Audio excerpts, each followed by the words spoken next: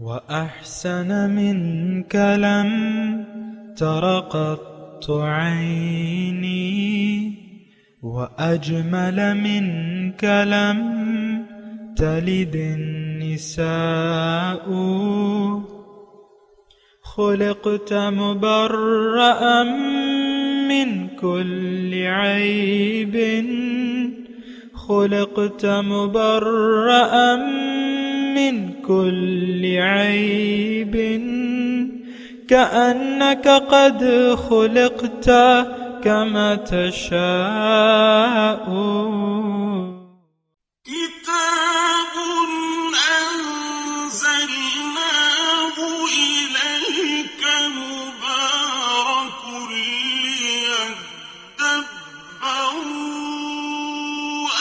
آياته وليتذكر أولو الألباب۔ یہ کتاب برکت والی ہے جسے ہم نے آپ کی طرف نازل فرمایا ہے تاکہ دانش مند لوگ اس کی آیتوں میں غور و فکر کریں اور نصیحت حاصل کریں۔ اللہم صلی علی سیدنا محمد معدن الجود والکرم علیہ وسلم۔ استغفر اللہ الذی لا الہ الا هو الحی القیوم اتوب الیہ۔ سامعین اکرام، سورہ قیامت آیت نمبر 31 سے 40 تک۔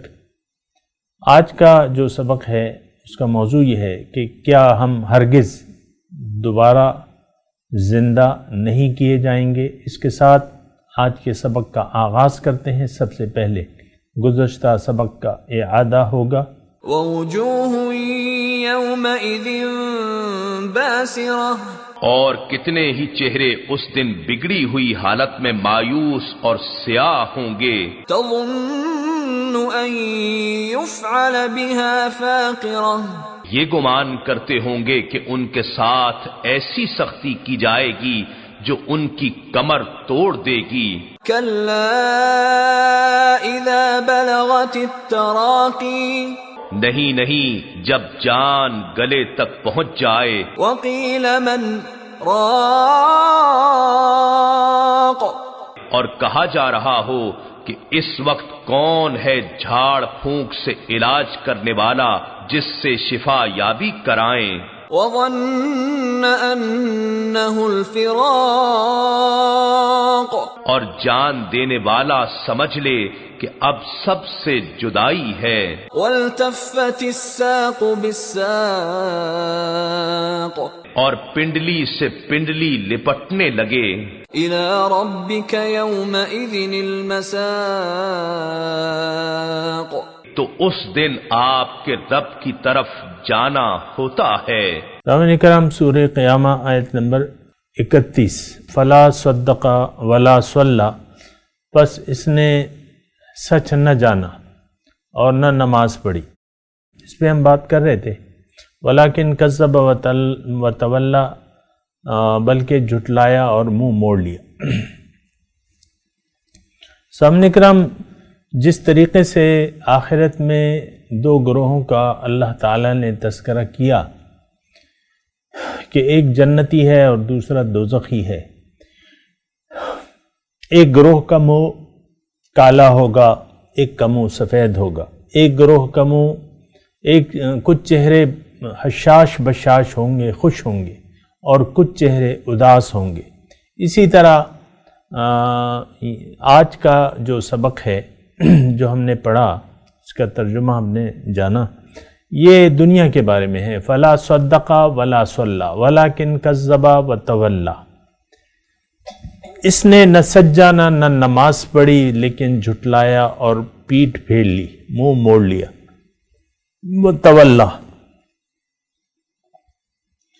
تو دیکھیں اس کے بارے میں بھی ہم نے غور کرنا ہوگا۔ یقیناً آج اس دنیا میں جو لوگ پائے جاتے ہیں وہ کھلے طور پر دو گروہ میں تقسیم ہے سامنے کرام، واضح طور پہ۔ ایک وہ جو حق پر یقین کرنے والے ہیں، حق کو جاننے والے ہیں، اس کی تصدیق کرنے والے ہیں، اور دوسرے وہ لوگ ہیں جو حق کی تکذیب کرنے والے ہیں۔ یہ ہم نے دیکھنا ہوگا کہ ہمارا شمار کس گروہ میں ہوتا ہے۔ آیا ہم حق کو سچ جانتے ہیں یا حق کو جھوٹ سمجھتے ہیں۔ عام طور پہ جن لوگوں کے ہجوم میں ہم رہ رہے ہیں یہ لوگ حق کی تکذیب کرنے والے ہیں، اس بات کو اچھے طریقے سے نوٹ کر لیں۔ دیکھیں حق کیا ہے؟ اللہ، ذالک بأن اللہ هو الحق وأن ما يدعون من دونه الباطل، یہ کہ اللہ حق ہے اور اس حق کے علاوہ یہ لوگ جن کو پکارتے ہیں وہ باطل ہے، بے بنیاد ہے، جھوٹ ہے، فریب ہے۔ تو آج ہم میں سے اکثر لوگ جو ہیں وہ اللہ کی بجائے غیر اللہ پر ایمان رکھتے ہیں، یقین رکھتے ہیں اور اس کے لیے جد و جہد کرنے والے ہیں۔ یہ ذرا سوچنے کی بات ہے۔ بہرحال یہ آپ دیکھ لیں کہ اس کا یعنی ہمارا شمار کن لوگوں میں ہوتا ہے۔ اب یہاں ولا صلی، حق کی تصدیق کی اور نہ نماز پڑھی۔ دیکھیں نماز جو ہے وہ کیا ہے؟ ہماری تمام زندگی گزارنے، ہماری تمام زندگی عبادت پر مشتمل ہونی چاہیے۔ ایک بات ذرا نوٹ کر لیں کہ ہماری تمام زندگی اللہ کے سامنے سر جھک کے گزارنی چاہیے، اور اگر ہم سر کو جھکا کے زندگی گزاریں گے تو یہ عبادت ہے، اور اگر ہم سر کو اٹھا لیں گے یعنی اللہ کے حکم کے سامنے اپنی مرضی پر چلنے کی کوشش کریں گے تو اس کا مطلب یہ ہے کہ ہمارا سر اٹھ گیا۔ اس کا مطلب یہ ہے کہ ہم نے بندگی کے بجائے تکبر کی راہ اختیار کر لی۔ یہ بات ذرا نوٹ کر لیں۔ بہرحال نماز کی میں بات کر رہا ہوں، اور اس سلسلے میں آپ کو یہ کہہ رہا ہوں کہ نماز جو ہے یہ کیا ہے؟ یہ بندگی ہے، بندگی کا اظہار ہے، یعنی ایک بہت بڑا اگزامپل ہے، نمونہ ہے۔ تو انسان کو اگر اپنی زندگی میں کامیابی حاصل کرنی ہے تو اس کو رب کے سامنے سر جھکانا ہے، رب کے حکم کے سامنے سر جھکانا ہے، اور اپنی زندگی اللہ کی بندگی میں گزارنی ہے۔ اور اس بندگی کا جو نچوڑ ہے، جو آخری معراج ہے، وہ کیا ہے؟ نماز ہے۔ الصلاۃ معراج المؤمنین، آپ نے سنی ہوگی حدیث کہ اللہ تعالیٰ کے رسول فرماتے ہیں کہ نماز مومن کی معراج ہے۔ میں اس کی تفصیل میں نہیں جاتا، لیکن نماز ہماری روزمرہ زندگی سے الگ کوئی چیز نہیں ہے، بلکہ یہ زندگی کا، یہ جو ہمارے کام ہیں ان کی معراج ہے۔ ہمارے کام بھی اللہ کی بندگی پر مشتمل ہیں، یعنی مومن کے، اور یہ نماز جو ہے وہ ان کی ایک نچوڑ ہے، خلاصہ ہے، ایک ایکسٹیٹ ہے۔ تو جو نماز پڑھنے والا ہے وہ اللہ کی بندگی کرنے والا ہے۔ جو نمازی ہے، ایسا نہیں ہو سکتا کہ ایک شخص نمازی بھی ہے اور وہ اللہ کا نافرمان بھی ہے۔ جو اللہ کا نافرمان ہے اور نمازی ہے تو اس کے نماز اس کے کسی کام نہیں آئے گی۔ یہ بات ذرا نوٹ کر لیں۔ ہمارا عام طور پہ قومی رویہ یہ ہے کہ نماز کو ہم نے دیگر معاملات سے یا زندگی سے الگ سمجھ لیا ہے۔ ایسی یہ بہت بڑی غلط فہمی ہے، ایسا نہیں ہے۔ نماز بندگی کا ایک جز ہے، بلکہ اعلیٰ ترین جز ہے۔ نماز پڑھنے والا اپنی باقی ماندہ زندگی میں بھی اللہ کے سامنے جس طرح یہ نماز میں سجدہ ریز ہوتا ہے، باقی تمام کاموں میں بھی زندگی کے یہ اللہ تعالیٰ کے سامنے جھکا ہوا ہوتا ہے۔ یہ اپنی مرضی نہیں چلاتا، یہ اللہ کی مرضی سے زندگی گزارتا ہے۔ صلی، تو اگر آپ تصدیق کریں گے، اگر آپ نیکی کی تصدیق کریں گے، اگر آپ حق کی تصدیق کرنے والے ہوتے ہیں تو اس کا مطلب یہ ہے کہ آپ پکے نمازی ہیں، اور اگر آپ ایسا نہیں کر رہے تو آپ بے نمازی ہیں، اگرچہ ظاہری طور پہ وہ رسم آپ ادا کر رہے ہیں۔ اس بات کو ذرا نوٹ کر لیں، غور کر لیں اس پہ۔ وَلَكِنْ كَذَّبَ وَتَوَلَّى، اس نے نہ سچ جانا، نہ تصدیق کی حق کی، اور نہ نماز پڑھی، بلکہ کیا کیا؟ وَلَكِنْ كَذَّبَ وَتَوَلَّى، اس نے جھٹلایا اور منہ موڑ لیا۔ وَتَوَلَّى، منہ موڑ لیا۔ ثم ذهب الى اہلہ یتمتع، پھر اپنے گھر والوں کی طرف اکڑتا ہوا چلا گیا. ثم ذهب الى اہلہ، پہلے میں یہ ترجمہ پڑھ دوں پھر انشاءاللہ اس پہ بات کریں گے. ثم ذهب الى اہلہ یتمتع، پھر اپنے گھر والوں کی طرف اکڑتا ہوا چلا گیا. اولا لک فاولا، تیرے لیے افسوس ہے ایسی روش پر اے انسان، افسوس پر افسوس ہے. اور ثم اولا لک فاولا، پھر تیرے لیے ہلاکت پر ہلاکت ہے. ایحسب الانسان ان یترک سدی، کیا انسان یہ گمان کرتا ہے کہ اس کو یوں ہی چھوڑ دیا جائے گا؟ اس میں بہت بڑا مضمون ہے، تھوڑا سا اگر آپ میری طرف متوجہ ہوں اور باقی کام تھوڑا سا ایک طرف رکھ دیں تو بہتر ہوگا. تو میں آپ کو یہ کہہ رہا تھا کہ آپ دیکھیں ذرا اس پہ غور کریں. ثم ذهب فلا صدق ولا صلى، یہ سارا ایک ہی مضمون ہے سامعین کرام، یعنی اس کا مفہوم یہ تمام ایک ہی بات کے بارے میں ہے، اور یہ اس انسان کے بارے میں ہے جو حق کی تصدیق نہیں کرتا اور اللہ کی بندگی میں اپنا سر نہیں جھکاتا، بلکہ حق کی تکذیب کرتا ہے، حق کو جھوٹا سمجھتا ہے. حق، یہ میں نے آپ کو بتا دیا تھا کہ حق کیا ہے، اور یہ حق سے منہ پھیر لیتا ہے. اب اس کی تھوڑی سی علامات بیان کی جا رہی ہیں. ثم ذهب الى اہلہ یتمتع، پھر یہ اپنے گھر والوں کی طرف گیا اکڑتا ہوا. یعنی یہ گھر والوں کی طرف اکڑتا ہوا کیا مطلب ہے اس کا سامنے کرام؟ تھوڑا سا اس پہ غور کریں. اصل میں یہ ایک جملہ ہے، یعنی ایک جملہ ہے. اس کا رویہ اللہ تعالیٰ بتا رہا ہے کہ ثم ذهب الى اہلہ یتمتع، کہ یہ پھر اپنے اہل خانہ کی طرف اکڑ کر چل دیا. کیا کر، یعنی کس طریقے سے کہ اس نے حق کو جھٹلایا، حق کو سمجھ لیا، پھر حق سے منہ پھیر لیا اور اس سے روگردانی اختیار کر لی. اس کے باوجود یہ سمجھتا ہے کہ میں نے کوئی اچھا کام کیا ہے. انسان اہل خانہ کی طرف اکڑ کر کب جاتا ہے؟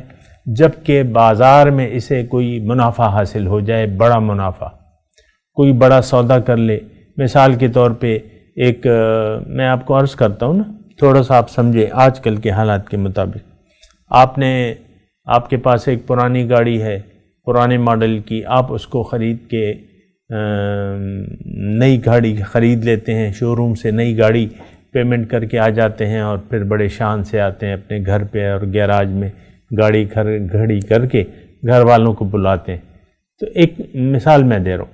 یا آپ کوئی فائدے کا سودا کر لیتے ہیں، کوئی مکان خرید لیتے ہیں، کوئی ایسی قیمتی چیز خرید لیتے ہیں، بیوی کے لیے سیٹ خرید لیتے ہیں، مثال کے طور پر عرض کر رہا ہوں. تو یہ ہے کہ اکڑ ہے.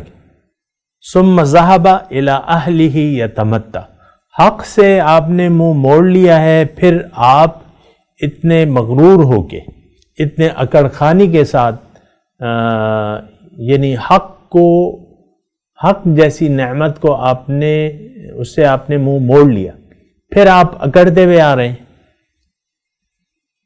یعنی یہ وقت تو رونے کا تھا، یہ وقت تو افسوس کا تھا. ثم ذهب الى اہلہ یتمتع، پھر آپ اکڑ خان بن کے آتے ہیں. مثال کے طور پہ میں آپ کو عرض کرتا ہوں، یعنی یہ دیکھیں ساری مثالیں ہیں اور سمجھنے کے لیے ہوتی ہیں. مثال کے طور پہ مسجد میں آپ گئے تھے، وہاں ایک صاحب قرآن نے ایک تقریر کی، اس میں آپ کو آخرت کی یاد دلائی، اللہ کی طرف متوجہ کیا، اللہ کی طرف دعوت دی. آپ نے اس کی بات کو سمجھ تو لیا، لیکن آپ نے ایک فیصلہ کر لیا کہ نہیں، میری یہ پرانی جو طرز زندگی ہے یہ بہتر ہے. اور ایسا ہوتا ہے سامعین کرام. حضور صلی اللہ علیہ وسلم طائف گئے، وہاں کے سرداران طائف نے ان کی دعوت کو ٹھکرا دیا بڑی حقارت کے ساتھ. یہ دیکھیں یہ کیا بات ہوئی. اللہ کے رسول نے دعوت دی تھی ان کو جنت کی طرف، اللہ کی بندگی کی طرف، اور انہوں نے اکڑ خانی. اب یہ کیا، یہ وہ سرداری تھی، اس کے پیچھے ان کا وہ سرداری کا ایک خیال تھا کہ ہم تو سردار ہیں، سردار قوم، اور سردار قوم یہ ہے کہ وہ اکڑ خان ہوتا ہے، وہ کہتا ہے میری بات مانی جائے گی، اور اس طریقے سے نا، تو پھر یہ ہے کہ ثم ذهب الى اهله يتمتع. تو اس طریقے سے اب یہ دیکھیں یہ اکڑ خانی ہماری بھی ہے، اگر آپ دیکھیں تو یہ اکڑ خانی ہم میں بھی قائم ہے، لیکن ہم اس کو اکڑ خانی تو نہیں کہتے، ہم نے تو اپنے آپ کو فرعون وقت قرار دے دیا ہے، برا نہ مانے لیکن ایسا ہے۔ فرعون وقت فرعون کیا کہتا تھا؟ انا ربکم، میں رب ہوں۔ ہم کیا کہتے ہیں کہ میں بڑا ہوں، میری بات مانی جائے گی، میں اپنی منواؤں گا، میں کسی کی نہیں مانوں گا، اور اپنی منواؤں گا، اپنی خواہشات پر چلتا رہوں گا۔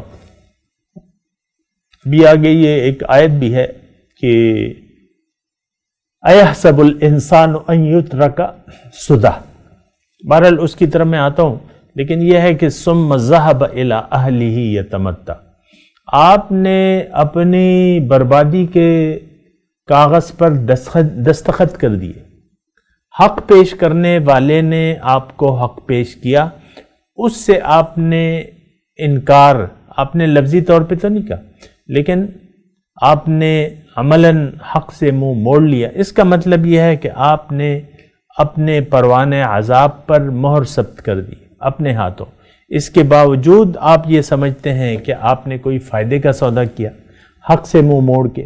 ثم ذهب الى اهله يتمتع اولا لك فاولا، تمہارے لیے افسوس ہے، اولا ہلاکت ہے، افسوس ہے، تباہی ہے۔ ثم اولا لك فاولا، پھر تمہارے لیے تباہی ہے، یہ تم نے کیا فیصلہ کر لیا؟ یعنی اللہ تعالیٰ اس طریقے سے، یہ دیکھیں بڑا وہ ایک افسوسناک جملہ ہے جو انسان کے لیے کہا جا رہا ہے کہ اے انسان، تم نے تو حق کی تکذیب کر دی، تم نے حق کو سچ نہ جانا، نہ اللہ کے سامنے سر جھکانا ہے تم نے، اور نہ تم نے حق کی بلکہ الٹا تم نے حق کی اور اہل حق کی تکذیب کی اور ان سے منہ پھیر لیا، اور اب تم اکڑ خان بنتے پھرتے ہو، اپنے گھر میں بڑے اکڑ سے آتے ہو، متکبر بن رہے ہو۔ اب تمہارے لیے تو بس تباہی کے علاوہ تو کچھ بھی نہیں ہے۔ ثم اولا لک فاولا، اب تمہارے لیے تباہی کے علاوہ کچھ بھی نہیں ہے، ہلاکت کے سوا تمہارا کچھ بھی نہیں باقی بچا۔ اَيَحْسَبُ الْإِنسَانُ أَن يُتْرَكَ سُدًى۔ اب یہ جو مضمون ہے، پہلے اس کا ترجمہ سن لیں کہ انسان یہ خیال کرتا ہے کہ اس کو بے مہار چھوڑ دیا جائے گا، یعنی یوں ہی اس کو ہم چھوڑ دیں گے۔ ان یترک سدی، الم یکن نطفۃ من منی یمنی، کیا وہ ٹپکتی منی کی ایک بوند نہ تھا؟ ثم کان علقۃ فخلق فسوی، پھر وہ لوتھڑا بنا، پھر اللہ تعالیٰ نے اسے بنا کر ٹھیک کر دیا۔ فجعل منہ الزوجین الذکر والانثی، اور پھر اس نے اللہ نے مرد و عورت کا جوڑا بنایا۔ فجعل منہ، یعنی اس نطفے سے اللہ تعالیٰ نے مرد اور عورت کو پیدا کیا۔ الیس ذالک بقادر علی ان یحیی الموتى، پھر کیا وہ اللہ اس بات پر قادر نہیں ہے کہ وہ اللہ مردہ زندہ کر دینے کے قابل نہیں ہے؟ الیس ذالک بقادر، کیا وہ اللہ قادر نہیں ہے علی ان یحیی الموتى، کہ وہ زندہ کر دے مردے کو؟ یہ ایک سوالیہ ہے، استفہام اقراری ہے، یعنی یقیناً اللہ تعالیٰ ایسا کر دینے پہ قادر ہے جو منی کی ایک بوند سے، ایک حقیر بوند سے ایک انسان کو بنا دے، یا اس کو عورت کی شکل دے دے یا مرد کی شکل دے دے، اس خون کے لوتھڑے کو مرد کی شکل دے دے۔ آج دیکھیں میں آپ کے سامنے کیا ہوں، میری حقیقت کیا ہے، آپ کی حقیقت کیا ہے، یہ آپ کے سامنے ہے۔ وہ حقیر پانی کی ایک بوند جس پانی یعنی جس کے اخراج سے آپ پہ غسل واجب ہو جاتا ہے، آپ پر حکمی ناپاکی کا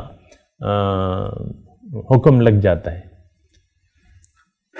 نجاست حکمیہ کا حکم نافذ ہو جاتا ہے، اور پھر آپ کو حدث اکبر لاحق ہو جاتا ہے، اور اس سے پاکی کا ذریعہ جو ہے وہ غسل ہے۔ تو وہ ایک پانی کی بوند، ایک حقیر بوند سے تمہیں اللہ تعالیٰ نے پیدا کیا، اور اب تم اتنے اکڑ خان بنے پھرتے ہو کہ جس اللہ نے تمہیں پیدا کیا ہے اسی اللہ تعالیٰ کو تم اپنی منزل بنانے کے لیے تیار نہیں ہو، اس سے اپنا تعلق توڑ رہے ہو۔ جو پیغمبر جس طرف تمہیں دعوت دے رہا ہے اللہ تعالیٰ کی طرف، تم اس دعوت کو قبول کرنے کے لیے تیار نہیں ہو، اور پھر تم اس بات سے بھی انکار کرتے ہو کہ مرنے کے بعد اللہ تعالیٰ مردوں کو زندہ نہیں کر سکتا۔ تمہارا یہ عقیدہ ہے۔ دیکھیں جہاں تک اس کی بات ہے کہ یہ الیس ذالک بقادر علی ان یحیی الموتى، یہ مردوں کو زندہ کر دینے کہ ہم بھی یقین نہیں رکھتے۔ اگر آپ سوچیں، ہمارا تو دیکھیں معاملہ بالکل کلیئر ہے۔ ایک تو یوم آخرت کا ہمیں انکار ہے، جنت کا بھی انکار ہے، دوزخ کا بھی انکار ہے، اور قبر کا بھی انکار ہے کہ اس میں سزا یا جزا انسان کو ملے گی یا ایسا ہوگا۔ پھر یہ ہے کہ جو اللہ تعالیٰ نے کہا ہے کہ میں تمہیں زندہ کروں گا، دوبارہ زندہ کروں گا، اس سے بھی ہمیں انکار ہے۔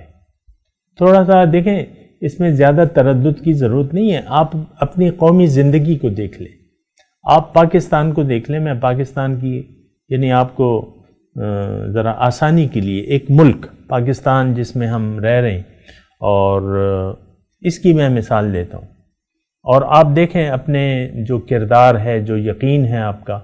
آج قومی یقین ہمارا یہ ہے، جو کہ اگرچہ ہم زبان سے نہیں کہتے، لیکن قومی طور پر، اجتماعی طور پر ہم مر کے دوبارہ زندہ ہونے کو مانتے نہیں ہیں، یقین نہیں ہے۔ دیکھیں اصل بات ہوتی ہے یقین کی۔ ایمان کا مطلب کیا ہے؟ یقین، مومن، یقین کرنے والا۔ تو ایمان کا مطلب یقین ہوتا ہے، یقین کا مطلب یقین ہی ہوتا ہے سامنے کا، اور بے یقینی اور یقین، یعنی یقین کا متضاد جو ہے وہ بے یقینی ہے۔ یقین آ گیا، یقین نہیں ہے، تو یہ یعنی اتنی مشکل بات نہیں ہے، نہ اس میں اتنے لمبے چوڑے دلائل کی مجھے دینے کی ضرورت ہے۔ میں آپ کو یہ کہہ رہا ہوں کہ مرنے کے بعد دوبارہ زندہ ہونا، اول تو قبر کی ہمیں یقین نہیں ہے کہ قبر میں کچھ ہوگا، سوال جواب ہوگا یا یہ ہوگا یا وہ ہوگا، نہیں، اس پر ہمیں یقین نہیں ہے۔ پھر بلکہ موجودہ جو ہم زندگی گزار رہے ہیں، قبر کا تو معاملہ علیحدہ ہے، لیکن اول تو فلا صدق ولا صلی، اس سے بات شروع ہوتی ہے۔ اس نے حق کو سچ نہیں جانا۔ زندگی اللہ تعالیٰ نے دی تھی بندگی کے لیے، اور یہ بے بندگی میں زندگی گزارنے لگا، بے بندگی پہ اس نے یقین کر لیا، جو کہ اس کی شرمندگی کا باعث ہوگی۔ زندگی اللہ تعالیٰ نے یوم آخرت کی تیاری کے لیے دی تھی۔ یہ زندگی ایک، اس کی مثال جو ہے ایک کھیتی کی سی ہے، اس میں نیک اعمال کی آپ نے فصل بونی ہے، لیکن کیا کیجئے کہ آپ کا یقین ہی نہیں ہے، اس بات پہ یقین ہی نہیں ہے۔ آپ نے تو زندگی وقف کر دی ہے دنیا کے لیے، دنیا کی کامیابی کے لیے۔ تو جب ایسا ہے تو پھر یہ ہوگا کہ جو کچھ اللہ تعالیٰ نے اس میں ہلاکت آپ کے لیے بیان کی ہے، اولا لک فاولا ثم اولا لک فاولا۔ پھر اس میں ایک دوسری بات ہے سامعین کرام، ایحسب الانسان ان یترک سدی، انسان کیا سمجھتا ہے کہ اس کو یوں ہی چھوڑ دیا جائے گا؟ یعنی شتر بے مہار کی ایک ہم وہ سنتے ہیں نا، ایک جملہ سنتے ہیں، ایک ایسا اونٹ جو تربیت نہ ہو جس کی، اور جس کے گلے میں رسی نہ ہو، بے مہار۔ اسی طرح آپ گھوڑا لے لیں، گھوڑے تو کام کے ہوتے ہیں، ہم اسے رکھتے ہیں، لیکن ایک جنگلی گھوڑا ہے یا جنگلی گدھا ہے، عام طور پہ تو گدھے آپ کے کام کرتے ہیں، لیکن جنگلی گدھے تو کسی کام کے نہیں ہوتے، وہ تو آپ کو پکڑائی بھی نہیں دیتے۔ انسان کی کمال، یہ جملہ ذرا قیمتی ہے، اس کو ذرا سنیں، کہ انسان کا کمال یہ ہے کہ اس کے گلے میں اللہ کی بندگی کا پٹا ہو، یہ اللہ کا غلام بن جائے۔ دوبارہ میں یہ الفاظ کہتا ہوں، میری آپ کی کامیابی کی دلیل یہ ہے کہ آپ اپنے گلے میں اللہ کی غلامی کا پٹا ڈال لیں کہ میں تو بکا ہوا ہوں۔ عام طور پہ دیکھیں نا، یہ بلدیا والے کتوں کو، جب کتے زیادہ ہو جاتے ہیں نا تو ان کو پھر زہر دے کے مار دیتی ہے بلدیا والے، لیکن جس کے گلے میں پٹا پڑا ہو وہ بلدیا والے اس وجہ سے چھوڑ دیتے ہیں کہ اس کا مالک کوئی ہے۔ ہمارے گلے میں تو پٹے پڑے ہوئے ہیں، میں یہ کہہ رہا ہوں پٹے پڑے ہیں، لیکن شیطان ہمارا مالک جو ہے، وہ ہم نے اپنا مالک نفس و شیطان کا پٹا پڑا ہوا ہے۔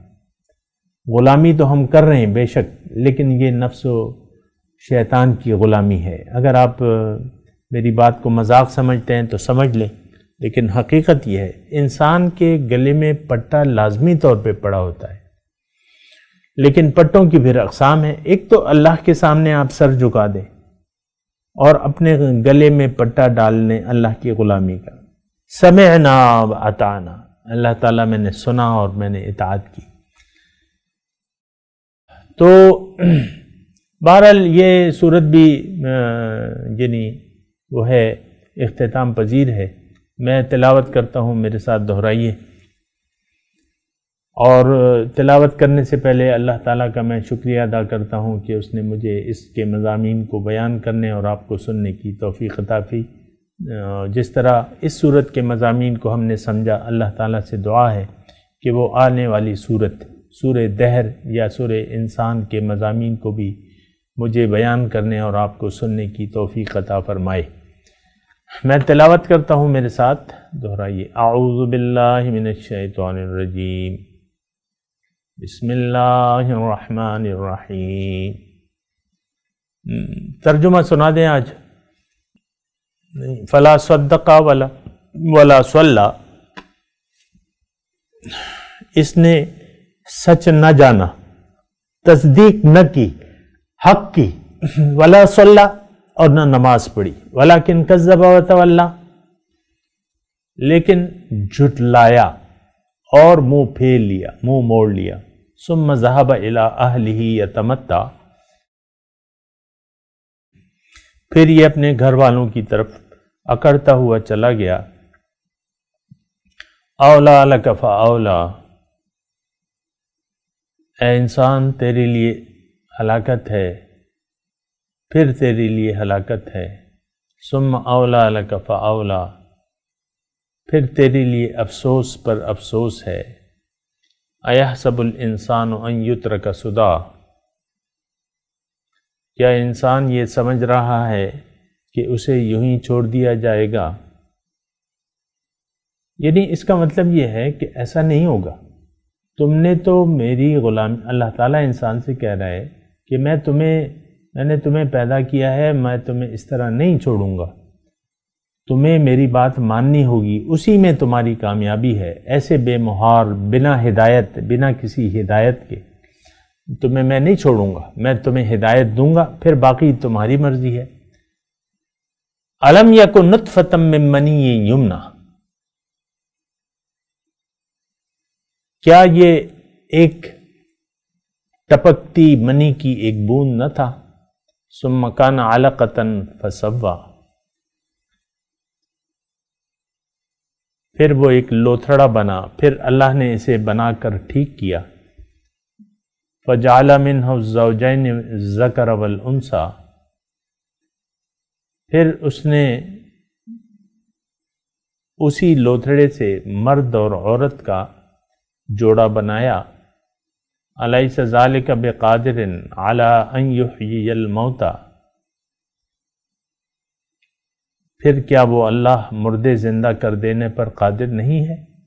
اب ان آیات کی تلاوت اور ترجمہ. فلا صدق ولا صلى He neither believed nor prayed, ولكن كذب وتولى but he denied and turned away. ثم ذهب إلى أهله يتمطى Then he went to his family full of pride. أولى لك فأولى Woe to you, and woe. ثم أولى لك فأولى Then again, woe to you, and woe. أيحسب الإنسان أن يترك سدى Does man think that he will be left without purpose? ألم يك نطفة من مني يمنى Was he not a drop of ejaculated semen? ثم كان علقة فخلق فسوى Then he became a clot, and he created and proportioned, فجعل منه الزوجين الذكر والأنثى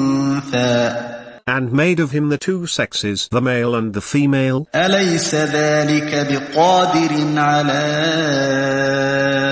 أن يحيي الموتى Is he not able to revive the dead? اس کے ساتھ ہی آج کے درس کا وقت اختتام کو پہنچا. انشاءاللہ اگلے درس میں ملاقات ہوگی. وآخر دعوانا ان الحمدللہ رب العالمین، والسلام علیکم ورحمۃ اللہ وبرکاتہ.